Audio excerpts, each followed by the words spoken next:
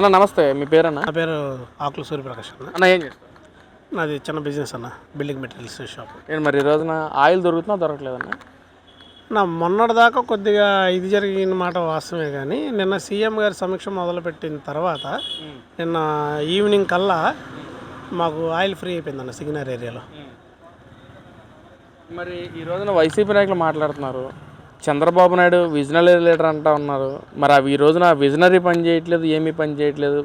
చదువుకున్న పిల్లలకేమో జాబ్ కల్పించలేకపోతున్నాడు, సామాన్య ప్రజలకేమో నిత్యావసర సరుకులు లభించలేకపోతుంది. ఈరోజు ఆయిల్ కొరత కూడా బీభత్సంగా పెరిగిపోయిన పరిస్థితి అని చెప్పి వైసీపీ నాయకులు మాట్లాడుతున్నారు. మరి ఏంటన్న మీ అభిప్రాయం ఏంటి అసలు? అంటే నిత్యావసర సరుకులు ఏవి దొరకట్లేదో చెప్తే బాగుండేదన్న. అంటే నేను ఒక సామాన్య కుటుంబ పెద్దగా ఏ వస్తువు దొరకట్లేదో చెప్తే నాకు నిజంగా దొరుకుతుందో లేదో నాకు ఒక అవగాహన ఉంటుంది. ఇకపోతే రెండోది ఉద్యోగాలు అంటాడు. ఉద్యోగాల గురించి ఇవాళ మన విశాఖపట్నంలో గూగుల్ ప్రపంచంలో మొదటిసారి బయటకు వచ్చి మన దేశంలో మన రాష్ట్రంలో శంకుస్థాపన చేసుకున్నందుకు ఒక ఆంధ్రప్రదేశ్ పౌరుడిగా నేను చాలా గర్విస్తున్నా, సంతోషిస్తున్నా.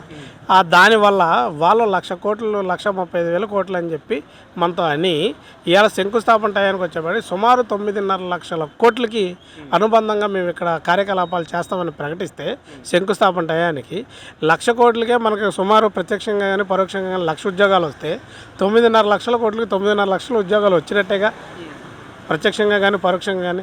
ఈ చిన్న విషయం కూడా వాళ్ళకి తెలియకుండా మాట్లాడితే వాళ్ళని అజ్ఞానులు అనుకోవాలా, జ్ఞానులు అనుకోవాలా తెలియదు. ఇకపోతే ఆయిల్ మనకే కాదు ప్రపంచం మొత్తం ఆయిల్ కొరత ఉందనేది పేపర్ చదివేవాడు, టీవీ చదివేవాడు ప్రతి వాడు తెలుసు. అమెరికా లాంటి డబ్బున్న ధనిక దేశమే ఈ ఆయిల్ కొరత వల్ల ఇబ్బంది పడుతూ ఇరాన్కి తలొగ్గి చర్చలు చేసే స్థాయికి వెళ్ళిపోతే మన రాష్ట్రం, మన దేశం ఎంతో ముందు జాగ్రత్తతో అటు రష్యాతో ఇటు ఇరాన్తో మాట్లాడుకొని ఎవరి హార్మోజ్ జలసంధిలోంచి ఎవరు షిప్పులు వెళ్ళక ముందే మన జెండా పెట్టుకుంటే మన షిప్పులు పంపించే స్థాయికి వాళ్ళని ఒప్పించుకొని తీసుకొచ్చి మనకి ఏ లోటు రాకుండా చేస్తున్నాయి. కొన్ని ఆయిల్ కంపెనీలకి, డీలర్లకి ఎక్కడెక్కడ చిన్న చిన్న జరిగే మిస్అండర్స్టాండింగ్స్ వల్ల జనాలు క్యూ కడితే వీళ్ళకున్న సొంత పేపరు, సొంత టీవీల్లో దాన్నే భూతద్దంలా చూపించి ఎక్కడో అన్యాయం జరిగిపోతుంది, ఎక్కడో ఆయిల్ దొరకట్లేదని చెప్పి క్రియేట్ చేస్తే అది వాళ్ళ అవివేకం. ఇప్పుడు మీరు నాతో పాటు ఇలాగే లైవ్ పెట్టారు కదా, మీరు నాతో పాటు రండి. ఈ 4 అడుగుల దూరంలో 2 పెట్రోల్ బంకులు అక్కడ జనాలు ఉన్నారు, చూడండి, చూపించండి, జనాలకి తెలిసిద్ది. ఇప్పుడు ఏదంటే అది చెప్పడం కదన్నా. ఇప్పుడు నువ్వు చెప్పే మాటల్ని నాలాంటి ఎంతో కొంత హర్షించాలి. హర్షించకపోగా నీతో తిరిగే నీ నాయకులే పక్కకెళ్ళి తలబాదుకుంటే ఎలా మాట్లాడితే ఉపయోగం లేదు. నువ్వు ఒక మాజీ సీఎంగా, ఒక ప్రస్తుత ఎమ్మెల్యేగా, ఒక పార్టీ అధ్యక్షుడిగా ఇవాళ ఈ శంకుస్థాపన జరుగుతుంటే నువ్వు కానీ నీ పార్టీ వాళ్ళు కానీ ఇది చాలా మంచి పని, దీన్ని మేము స్వాగతిస్తున్నాము, కానీ దీంట్లో అవకతవకలు జరిగితే మేము ఉపేక్షించాం, జనాల తప్పును పోరాడతాం అని ఒక ప్రెస్ మీట్ పెట్టారా? ఇంకా మీరు పెట్టే ప్రెస్ మీట్లు ఏంటి? ఎంతసేపు మేము ఈ కంపెనీని తరిమేస్తాము, దీనికి 99 పైసలకి ఇచ్చారు, 90 పైసలకి ఇచ్చారు, ఇవాళ కొత్తగా ఇస్తున్నారా ఈ ప్రభుత్వం? గతంలో నువ్వు మఠాలకు ఇవ్వలేదా? 80 పైసలకు 90 పైసలకు మఠాలకు ఇవ్వలేదా? ఇలా మఠాలకు ఇవ్వలేదు కదా, ఒక సంస్థలకు ఇచ్చారు. దానివల్ల ప్రత్యక్షంగా పరోక్షంగా ఉద్యోగాలు వస్తాయి.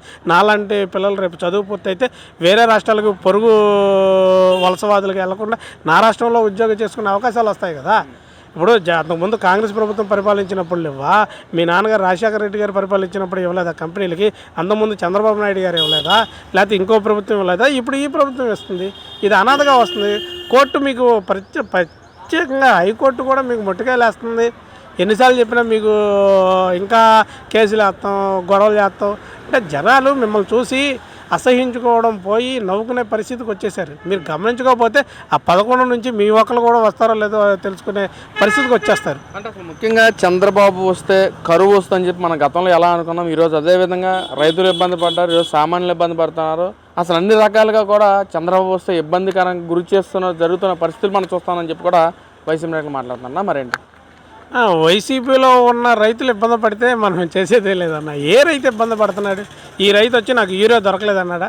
దేశం మొత్తం యూరియా కొరత జరిగితే ఈ ప్రభుత్వం, కూటమి ప్రభుత్వం ప్రధానమంత్రి గారితో, వ్యవసాయ శాఖ మంత్రితో మాట్లాడుకొని ఎక్కువ ఇద్దించి సమీక్ష చేసి అచ్చెన్నాయుడు గారు కూర్చొని తీసుకొచ్చి ఎవరికి దొరకకుండా రైతుల్లో అవగాహన కల్పించి ఏ పంటలు వేయాలి, ఏంటి, మట్టి సార పరీక్షలు ఇవన్నీ చేసి ఇంత పకడ్బందీగా చేస్తుంటే ఇప్పుడు రైతులు ఇబ్బంది పడుతున్నారు, వాళ్ళు ఇబ్బంది పడుతున్నారు అని చెప్పి మాట్లాడితే మనం ఏం చేస్తామన్నా? అంటే ఎందుకన్నా మన నిజంగా రైతులు కానీ సామాన్య ప్రజలు ఇబ్బంది పడుతూ ఉన్నారు అసలు నిజంగా? నేను సామాన్య ఇదిగా నేనైతే ఏ ఇబ్బంది పడట్లేదు. మరి ఎవరు ఇబ్బంది పడ్డారో, మరి ఎవరిని ఇబ్బంది పడుతున్న విషయం కూడా నేను ఎక్కడా కూడా వినట్లేదు. ఇప్పుడు ప్రతి వాళ్ళకి ఇబ్బంది ఉంటుందన్న. ఏ ప్రభుత్వం ఇప్పుడు మనం మన ఇంట్లో ఫంక్షన్ చేస్తామన్నా, ఒక 1000 మందిని పిలిచి భోజనాలు పెడతాం. 1000 మంది సాటిస్ఫాక్షన్ అవుతారన్నా? ఒకలో ఇద్దరు అసంతృప్తి ఉంటుంది. ఏంటి ఒకడో ఇద్దరు ఏం చేస్తాడు, నాకు అప్పడం రాలేదని వెళ్ళి 1000 మందికి చెప్తాడు. ఇలాగే ఈ వైసీపీ వాళ్ళు కూడా చీపు ఇది చేసి ఇచ్చేస్తారు. ఇప్పుడు వీళ్ళు ఈ 2 సంవత్సరాల సుమారు పరిపాలనలో ఈ కూటమి ప్రభుత్వం చేసిన సంక్షేమ పథకాల్లో ఈ పథకం పలానా వ్యక్తికి రాలేదని ఆ వ్యక్తిని తీసుకొచ్చి మాట్లాడారా?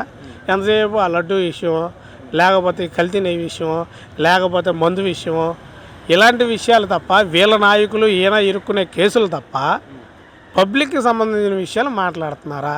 మొన్న చూస్తే స్టీల్ ప్లాంట్ ఎంఓ చేసుకుంది. ఎంఓ చేసుకోవడానికి ముందు ఏమన్నాడన్న జగన్మోహన్ రెడ్డి ప్రెస్ మీట్ పెట్టి చంద్రబాబు నాయుడుకి లోకేష్కి బుర్రపోయింది అండి. నిన్నగా మన ఒరిస్సాలో ఒరిస్సానో అదేదో రాష్ట్రంలో అంత పెద్ద ఇచ్చేసుకున్నారు వాళ్ళు. ఇక్కడికి వచ్చి 1,00,000 కోట్లు పెడతారా? పిచ్చేవాళ్ళ కనబడుతున్నావా? మా పువ్వులో క్యాలిఫ్లవర్లు పెడతారు మా చెవుల్లో అని చెప్పి మాట్లాడాడు. కట్ చేస్తే రెండో రోజు వాళ్ళు వచ్చి ఎంఓఈ చేసుకొని శంకుస్థాపనకి ఉక్కు మినిస్టర్ రాగానే ఏమన్నారు, అసలు ఈ కంపెనీ మేము మాట్లాడితేనే వచ్చింది, వీళ్ళంతా క్రెడిట్ చోరీ చేస్తున్నారు, మాది మేమే క్రెడిట్ చేస్తాం. ఎంత చూస్తాను నేనంటే జగన్మోహన్ రెడ్డికి ఒక మానసిక రోగం వచ్చింది. 151 నుంచి 11కి వచ్చేపాటికి అతనికి ఏమీ అర్థం కాక కొత్త డిప్రెషన్లోకి వెళ్ళిపోయి ఒక కొత్త మానసిక రోగం వచ్చింది. క్రెడిట్ చోరీ డిజాస్టర్ అని చెప్పి ఒక మానసిక రోగం వచ్చి అతను అలా ప్రవర్తిస్తున్నాడు. అంటే నిజంగా చంద్రబాబు ప్రజల గురించి ఆలోచించే వ్యక్తి అయితే ఈ రోజున ఆయిల్ వల్ల ఎంత ఇబ్బంది పడుతున్నారు, గతంలో రైతులు ఇబ్బంది పడ్డారు, అసలు జగన్మోహన్ రెడ్డి ఉన్నప్పుడు కూడా కరోనా టైంలో కూడా ఇంత ఇబ్బంది పడని ప్రజలు ఈ రోజు చంద్రబాబు ప్రభుత్వంలో ఇబ్బంది పడుతున్నారని చెప్పి అంటున్నారా? మరేంటి వాస్తవం అన్న, కరోనాలో కూడా ఎవరు ఇబ్బంది పడలేదు. ఎందుకంటే కావాల్సినంత బీచింగ్, కావాల్సినంత పారాసెటమాల్ ట్యాబ్లెట్లు ఇచ్చారు. దానివల్ల ఎవరికి ఏ ఇబ్బంది రాలేదు. ఇప్పుడు వచ్చేపాటికి చంద్రబాబు నాయుడు గారు వచ్చేపాటికి కరువు అన్నారు, వర్షాలు పడవన్నారు. వర్షాలు పడి ప్రాజెక్టులన్నీ నిండుకుండలా మారినాయి, అది పోయింది. ఇప్పుడు వచ్చి ఎక్కడో జరుగుతున్న యుద్ధాన్ని మనకంటగట్టి ఆయిల్ కొరత అంటున్నారు. నిన్నటి నుంచి ముఖ్యమంత్రి గారు సమీక్ష చేసి ప్రతి జిల్లా కలెక్టర్లని, రెవెన్యూ డిపార్ట్మెంట్ని, సివిల్ డిపార్ట్మెంట్ని, సివిల్ మినిస్టర్ నాదెండ్ల మనోహర్ గారిని వీళ్ళందరినీ దీని మీద తిప్పి కంపెనీలతో కొన్ని చోట్ల డీలర్లకిను కంపెనీలకి చిన్న గ్యాప్స్ ఉంటే అవి స్వయంగా మాట్లాడి ఆ గ్యాప్స్ని పూర్తి చేసి ఇవాళకి నిన్న ఈ టైంకి 11-12 ఆయన సమీక్ష చేస్తే ఇవాళ పొద్దున 11 ఆయిల్ ఫ్రీ అయిపోయి ఆయిల్ దొరికే పరిస్థితి వచ్చింది. ఇంకేంటి ఇంకేమి ఇబ్బంది? ఐటీ శాఖ మంత్రి లోకేష్ అసలు ఎక్కడికి వెళ్ళాడో కనిపించట్లేదు. ఇటు పక్కన డిప్యూటీ సీఎం అసలు హాస్పిటల్ కూర్చొని ఏసీ రూమ్లో కూర్చుంటున్నాడు. చంద్రబాబు చూస్తే విదేశాలు తిరుగుతున్నారు, జలసాలు చేస్తున్నారు, ముగ్గురు ఎటులట్ అని చెప్పి అంటున్నారు. మరి వాస్తవేనా? ఐటీ మినిస్టర్ లోకేష్ కనపడ్డాడు. ఎందుకంటే ఈయన ఇప్పుడు వెళ్ళి లండన్లో కూర్చున్నాడు కాబట్టి, ఆయన ఆంధ్రప్రదేశ్లో పనిచేస్తున్నారు కాబట్టి ఆయనకి కనపడ్డాడు. ఎందుకంటే ఈయన ఇక్కడ లోకల్గా తిరుగుతున్నాడు, పనిచేస్తున్నాడు. మొన్న చూస్తే అన్న మ్యాచ్కి వెళ్ళి వచ్చి పొద్దున్నే స్టీల్ ప్లాంట్ వాళ్ళని పట్టుకొని తెల్లారుజామునే వాళ్ళతో తిరిగి మళ్ళీ సాయంత్రానికి ఇక్కడ వేరే వాళ్ళతో అపాయింట్మెంట్ ఇచ్చి బిల్గేట్స్ గారు వచ్చిన రోజు అసలు ఎంత తిరిగి ఎంత చేస్తంటే కనపడట్లేదంటే ఇంకేం చెప్తామన్నా? ఇప్పుడు గతంలో ఎవరు వచ్చినా నీ ప్యాలెస్కి రావాలి, నువ్వు బయటికి రావు.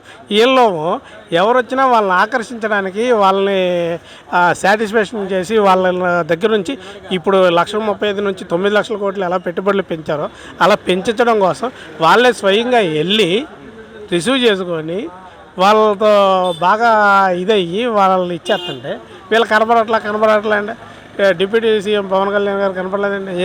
ఎందుకు నీకెందుకు కనపడాలి? ఆయన పబ్లిక్ కనపడుతున్నాడు, ఆయన శాఖలో సమీక్షలు చేస్తున్నాడు.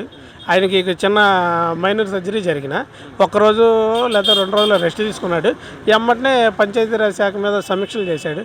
ఇంకా కనపడలేదండి అంటే నీకు కనపడాలా?